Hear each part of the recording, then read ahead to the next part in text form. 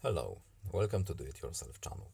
Today I will show you where to find the option and how to turn on extra brightness in Samsung Galaxy S22. To look for our extra bright screen in our phone, we have to go to Settings, then under Display menu we have Adaptive Brightness. And our extra brightness is hidden. We have to turn off adaptive brightness, and here it is.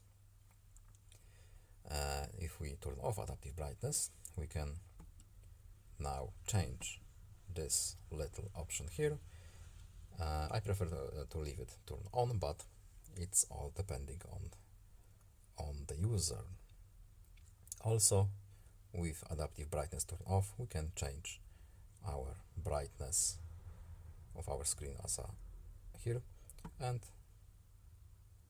as you can see, we can have our extra brightness on or off if you want to. I hope this video is helpful to you. Please leave a like and subscribe. Have a nice day and see you in next video. Goodbye.